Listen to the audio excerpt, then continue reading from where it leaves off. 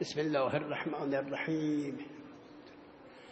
الحمد لله رب العالمین والصلاة والسلام على خیر خلقه و آله الطاهرین و لعنة الله على اعدائهم اجمعین الی یوم الدین. سخن درباره ادله تقیه هست. ادله تقیه‌ای که دلالت کند هر عملی که مطابق تقیه باشد این عمل عند الله مقبوله و احتیاجی به اعاده و قضا ندارد. بحث ما همینه. عرض کردیم در اینجا گاهی روایات خاصه داشتیم، جنبه موردی بود، تقریبا 9 روایت خواندیم. الان وارد شدیم روایات عامه که لا یختص بمورد دون مورد. اول حدیث رفع بود که دیروز خواندیم. الان عنوان دوم این است که التقیة فی کل ما یضطر الیه ابن آدم. رو کلمه اضطرار تکیه می کند. اگر عنوان اول روی رفع بود، رفع عن امتی مستر، اینجا سر کلمه از کلام خدمتون که التقیة فی کل امر یضطر الیه ابن آدم فقد احله الله. اونجا کلمه رفع بود، اینجا کلمه احله الله. باید ببینیم احله الله یعنی چه. اگر بگیم احله الله حکم تکلیفیه و به درد ما نمیخوره. احله الله یعنی کار جایزیست، حرام نیست. ما که نمیخوام درباره جواز و حلال و حرام بحث کنیم. ما میخوام عمل خودمان را گذرا قرار بدهیم، بگیم شرع مقدس این را پذیرفته. بنده معتقدم احله الله در اینجا علاوه بر حلیت تکلیفی حلیت وضعی را میگد. احله الله. یادی از اساتید من کنم، خدا رحمت کند مرحوم آیت الله گلپایگانی، کلمه احله را به معنای گذرا معنا میکرد. گذرا تعبیر فارسی جالب. احل الله البیع یعنی بیع را گذرا قرار داده در مقابل قمار که اون را گذرا قرار نداده. اینجا هم از بیان ایشان استفاده کنیم. فقط احله الله یعنی خدا این را گذرا قرار داده، امضا کرده است. این یک نکته. نکته دوم که مهم همینه، ابتلاع شیعه در مورد تقیه به مسائل عبادی بیشتر بوده تا مسائل تکلیفی. شربان نبیس ممکن در یه مجلسی نخوره، بگه من زخم معده دارم. توجه فرمودیم. جاهایی که جنبه تکلیفی دارد کم بوده. غالبا ابتلاع اینها در عبادات در مسائل وضعی بوده. مسح الرأس، مسح الرجلین، صوم عرض کنم خدمت یوم الشک، مسئله حج، اینها محل ابتلاعشون مسائل عبادی بوده. بنابراین احله الله را باید حتما حلیت وضعی بگیریم. پس 2 قرینه شد. قرینه اول از آیه مبارکه احل الله البیع به معنای گذرا قرار دادن، نه به معنای حلال کردن، اون که محل بحث نیست. گذرا قرار داده، امضا کرده. قرینه دوم ابتلاع شیعه هست به مسائل تکلیفی کمتر، به مسائل وضعی بیشتر. غالبا در عبادات محل بحثش بود، محل ابتلا بود. هم از نظر نماز، هم از نظر وضو و هم از نظر صوم و هم از نظر حج غالبا اینها محل ابتلا بوده. لابد نظر حضرت که میفرماید التقیة فی کل امر یستر الیه ابن آدم فقط احله الله، یعنی اون را امضا کرده است، دیگه لازم نیست که شما اون را اعاده کنید. این بیان را ملاحظه بفرمایید. عرض کنم وجه الدلاله، ببینید وجه الدلاله پیدا کردیم. وجه الدلاله پیدا کردیم. وجه الدلاله ان تجویز الدلاله فی کل ما یستر الیه الانسان عامان. نیاورده نوشته را؟ خب یه نوشته هست اضافه خدمت آقا المعتمد علی الاسطوانه داری؟ بله خب یکی لطف کنی. یا الله نه دیگه الان مستقلن. بسیار خوبه. بله حالا ما مثل نمیگیم به آقا بر میخوره، توجه کردیم، مثل باشه برای بعد. وجه الدلاله ان تجویز الدلاله ان تجویز اشتباه. وجه الدلاله ان تجویز التقیه، اصلاح کنید، ان تجویز التقیه فی کل ما یستر الیه الانسان عاما یشمل العبادات و المعاملات و الامور العادیه و تجویز التقیه و تحلیلها یلازم عرفا امضاء العمل و اجزاءه عن الواقع. و القول بعضی که میگن نه این روایت فقط حکم تکلیفی میگن. و القول بان الروایات بصدد رفع الحرمه اذا کان مورد التقی امرا حراما كشرب النبیذ ولا تدل على امضاء العمل و اجزائه. این قول غیر تام صحیح نیست. چرا؟ و ذلك لان الابتلاء بالتقیه فی مورد العبادات اکثر ابتلاء من سائر الموارد الاخرى. بیشتر گرفتاری اینها عبادات بود. فتخصیصها بالامر المحرم عند الشیعه، بگیم این فقط حلال حرام ها را میگن. این معنیش این است که این روایات را حمل کنیم بر فرد نادر. این روایات را بر فرد نادر حمل کنیم. گرفتاری شیعه نسبت به شرب النبیذ و امثال اینها خیلی نادره، غالبا مسائل عبادی بود. و این شئت قلت همونها، همان مطلبه اما در لباس دیگر. و این شئت قلت ان قوله فقد احله الله و ان کان ظاهرا فی رفع الحرمه ولکنه ظهور بدعی یزول بملاحظه سائر الروایات و ذلك لان ابتلاء الشیعه بالتقیه فی مورد الوضوء غسلا. این در کجا بود؟ غسلا 2 بار یا 3 بار، اونم هست اکسن و نکسن. 2 بار یا 3 بار، از پایین به بالا، از بالا به پایین، مسحن این در پا. و صلات فی المواقیت، اونها نماز را عقب می انداختن دیگه. و صوم فی یوم الشک و تمتع الى غیر ذلك من الموارد التي تدور التقیة فیها حول الحکم الوضعی. این کان اکثر ابتلاء بالمحرم. بنابراین آقایانی که بخوان این روایات را حمل کنن بر حرام و حلال بگن جهنم نداره، معنیش این است که روایات را حمل کنن بر فرد نادر.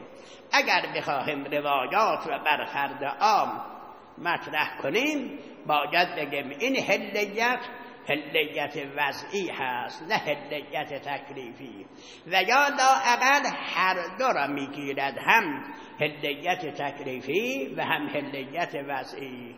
هلیت وضعی را چطور معنا کنیم؟ گذرا، این کلمه را یادداشت کنیم. هلیت وضعی یعنی امضا کرده، گذرا کرده، لا یحتاج الی الاعادة و القضا. این یک حدیث، این یک عنوان. تا اینجا دو عنوان خوندیم، یکی رفع عن امتی ما لا یعلمون، عنوان دیگر التقیة فی کل شیء یستر الیه ابن آدم فقد احله الله. دو عنوان حق داره حفظ کنیم، رفع، دوم فقد احله الله. عناوین سوم، روایات متضافر داریم که امام می‌فرماید در تقیه در 3 مورد تقیه نیست. 3 مورد را حضرت استثناء میکنند. معنای این که 3 مورد تقیه نیست یعنی در بقیه موارد تقیه هست. حالا آیا تقیه هست به صورت حکم وضعی یا به صورت حکم تکلیفی؟ اینو باید خود شما استظهار کنید. حضرت 3 مورد را استثناء میکند، میگه در 3 مورد تقیه نیست. یک، مسح علی الخفین، دوم شرب النبیذ، سومی هم حج تمتع. ما در این 3 تا تقیه نمی کنیم. بقیه یعنی جای تقیه هست. آیا فقط حضرت میخواد حکم تکلیفی را بیان کنه یا نه خیر میخواد بگه در بقیه موارد اعمال شما گذراست؟ این را باید از روایات استظهار کنیم ببینیم میشه یا نه. اولا حضرت که میفرماید ما در این 3 مورد تقیه نمی کنیم، این از خصایص امامه، چون ائمه ما مقام عظیمی در جامعه اون روز داشتن، برخلاف آنی که منابر ما ائمه ما را افراد گوشگیر رو عرض کنم خدمت که منزوی معرفی میکنن. امام تبدار میگن، توجه فرمودید، امام سجاد در وسط جامعه بوده، در مسجد درسی داشته، بحثی داشته. ائمه در اون زمان موقعیت خاصی داشتن، همه جامعه اینها را از نظر علمی قبول داشتن. بله بحث در حکومت بود که مسئله دیگر، و چون از نظر مقام علمی روشن بودن و این 3 مسئله هم دلیلش همراهشه. اما مسح علی الخفین دلیلش چیه آقای قدرتی؟ فقط سبق الکتاب علی الخفین. اما مسئله نبیذ، ان النبی حرم کل مسکرن، الله سبحانه حرم الخمر و النبی حرم کل مسکر. و اما مسئله تمتع، حج تمتع، خود قرآنه، فمن تمتع بالعمرة الی الحج. اما معنیش این نیست که ما تقیه نکنیم، نه، ما تقیه باید بکنیم. این وظیفه مقام امام است که تقیه نمی کند، اما ما حتما باید تقیه کنیم. این یکی. ثانیاً ببینیم آیا در این موارد 3 و غیر 3 تقیه می کنیم تکلیفاً او وضعاً. گم شدگی ما وضعاً و الا تکلیفاً گم شدگی ما نیست. من روایات نمی خونم، این مثل طائفه اولا نیست، مثل طائفه ثانیه نیست. طائفه ثانیه خیلی صدای بلندی داشت، فقط احله الله، اینن احل الله البیع گذرا. اما این طائفه سوم باید شما استظهار کنه. بخونیم رواه هشام ابن سالم عن ابي عمر الاعجمي عن ابي عبد الله في حديث قال لا اتقي لا دين لمن لا تقية له والتقية في كل شيء الا فی النبیذ و المس علی الخفین. البته متعة الحج هم بعداً میاد. و روا زراره، شما باید استظهار کن که آیا از این روایات فقط حرمت برداشته شده یا عمل امضا شده.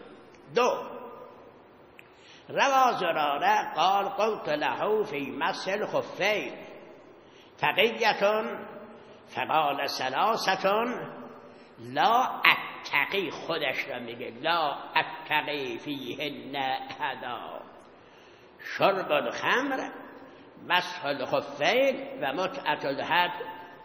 زراره میگه ولم یقل الواجب علیکم الا تتقوا فیهن، نگفت شما، خودش را گفت.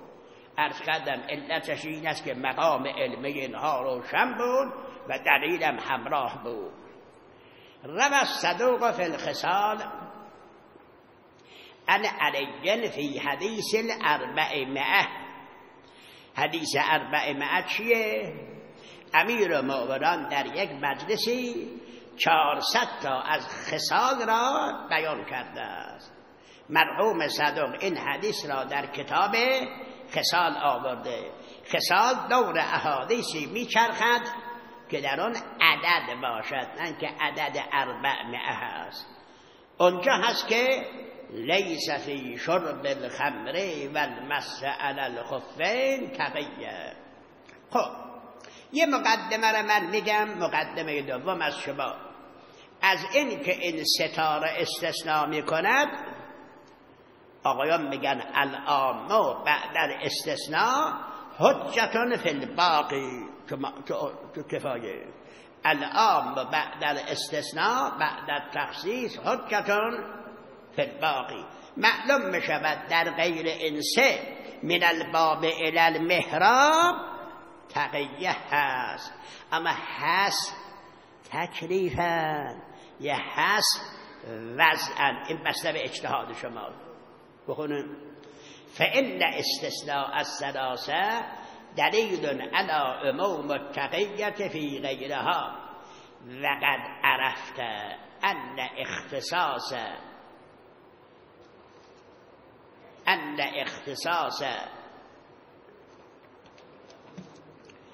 وقد عرفت ان اختصاص التقیة فی مورد الثلاثه ان اختصاص عدم التقیة فی مورد الثلاثه من خصائص الائمه لا شیعتهم، لا عاطفه است. فیجوز لهم التقیة عند المس، عند التقیة بالمسح. درست کنید. التقیة فیجوز لهم عند التقیة احسن المسح علی الخفین و الصلاة مع الناس. خب عرض کردم خدمتون که فلو کان الهدف، این استظهار بنده است. فلو کان الهدف استظهار بنده است که این اختصاص به حرمت نداره، وضع را میگن. ببینید درست نگانه. فلو کان الهدف رفع التکلیف دون الوضع کان علی الامام ان ینبه ولو فی مورد واحد علی الاعاده و القضاء. من از الله استظهار کردم. البته روایت دلالت نداره. روایت همینقدر میگه که در اینها تقیه است، اما هل التقیة تکلیف او وضعا روایت نداره. من از اطلاق بیانی استفاده کردم. آقایان بدونید که اطلاق علی اقسام، اطلاق بیانی. واقعا اگر مواردی که انسان تقیه می کند قضا و اعاده داشته باشد، حضرت در این روایات ثلاثه یا 4 میگو از سکوت حضرت ما جواز را میفهمیم، گذرا را میفهمیم.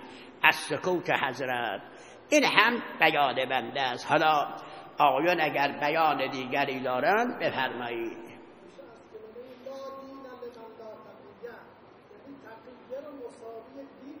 بلندتر بفرمایید.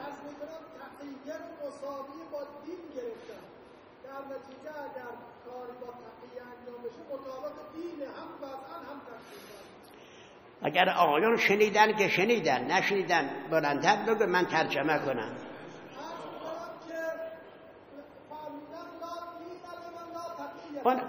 اون بعدیه، اون روایات بعدیه، این در روایات بعدی آقا جون. نه در روایات ما نداشت، من بعد داشت لا دین لمن لا تقیه. نه جناب آقای کرمانی ایشون فامیلشون بهاییه، ما گفتیم کلمه بهایی صحیح نیست، از کلم یا بگو بهاءالدینی و اسمش گذاشتیم آقای کرمانی. ایشون میفرماید در حدیث اول دارد لا دین لمن لا تقیة له، دین اعم از تکلیف و وضعه. از این استظهار کنیم که روایات هم تکلیف را میگیرد هم وضع را. این یه بیان است، ولی بیان من روی اطلاق بیانیه. جایی که واقعا حقش بود حضرت بفرماید از این که سکوت کرد معلوم می شود بر این که جایز است و الا طرف بشنود خب میره دیگه، نه اعاده می کند نه قضا. اگر واقعا اعاده و قضا داشت حقش بود بفرماید. الطائفة الرابعه، طائفه رابعه روایاتی است که بر حدیث بر تقیه تحریک میکند، تحریک میکند. این عنوان غیر از عنوان قبلیه ها. عنوان قبلی عبارتش التقیة فی کل شیء الا فی ثلاثه، اما عنوان این غیر آنه. اون کدومه؟ حضرت تحریک میکند شیعیان را به تقیه. حتی کسانی که تقیه نمی کردن کشته می شدن حضرت از آنها اظهار نگرانی می کرد. حل می دهد به تقیه، به قول امروزیان. این که حل می دهد به تقیه فقط بگد که آقا حکم تکلیفی برداشته شده، این مناسب با این تأکیدها نیست. این همه تأکید بر تقیه حاکی از آن است که تقیه اثر خوبی دارد، هم از نظر تکلیف و هم از نظر وعد. و الا اگر این همه حکم دادن برای تکلیف باشد این تأکید مناسب نیست. حضرت می‌فرماید دین 9 تاش در تقیه است، 9 تا، یکیش در غیر تقیه. اینجا من یه سؤالی را مطرح میکنم. در این ماهواره هایی که علیه شیعه صحبت میکنن این حدیث را مطرح کرده، گفته امام شما بگد 9 قسمت دین تقیه است، یه قسمتش غیر تقیه. بنابراین کتب اربعه شما 9 قسمتش تقیه است، یعنی دروغه، یه قسمتش صحیح. که جواب بگیم؟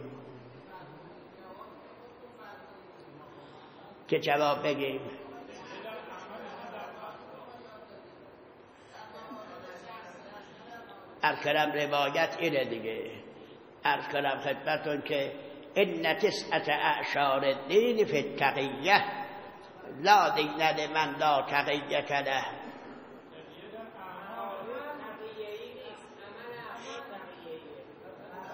اشکالشون این است که امام شما گفته 9 بخش دین تقیه است، یه بخشش غیر تقیه.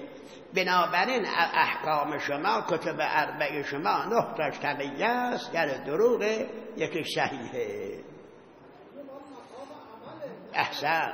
حضرت مقام عمل را میگه، نه مقام تشریع را. میگه در مقام عمل اگر میخواهید دینتون را حفظ کنید این تأکیده. 9 قسمتش در حفظه، یه قسمتش در خلاف تقیه است. این کار با مقام تشریع ندارد، مقام عمله. تقیه در مقام عمله. این مرتیکه که این اشکال میکند اصلا نمیفهمد که التقیة امر راجع الی مقام العمل، مربوط به مقام عمله. میگه شیعیان اگر عملا میخواهید دینتون را حفظ کنید قسمتش در تقیه است، یعنی مراقب باشید اسرار شما را نفهمم. روایات را بخونیم. و هناک روایات قد شدد فیها الائمه علی التقیه و حسوا فیها، یا و حسوا بله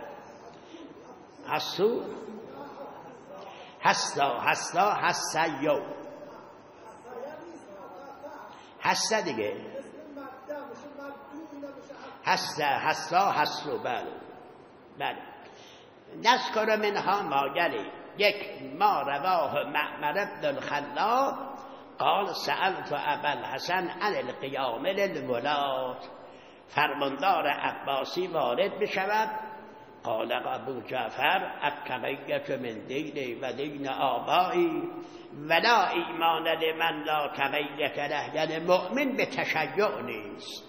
لا ایمانه یعنی راه تشیع را نمیدونه، تشیع در اینجا اجازه میدهد، ولی ایمان به معنای خدا پرستی یا به معنای نبوت یا به معنای معاد نیست. روا ابو عمر الاعجمی قال لی ابو عبدالله یا ابا عمر ان 9 اعشار الدین فی التقیه لا دین لمن لا تقیة له. 3، ما رواه زید الشحام پیفروش عن ابی عبدالله قال یا زید خالق الناس خالق الناس. ظاهرا خالتو باشد، از خلط مخالطه است. بله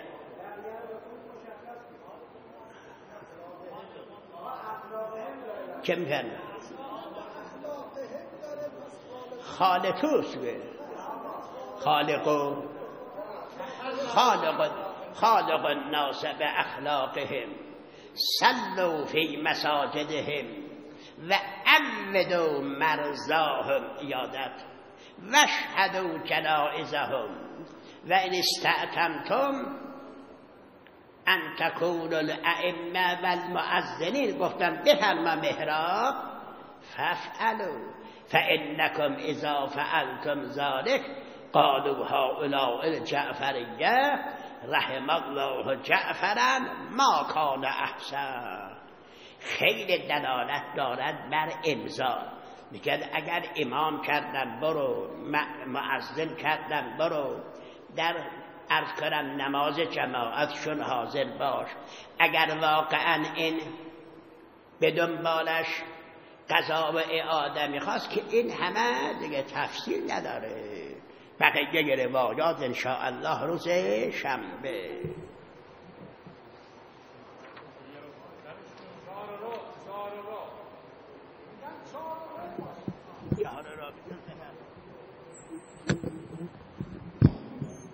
جناب آقای نجف آبادی و دیگران خواهش میکنن که از روز شنبه 4 بیاییم.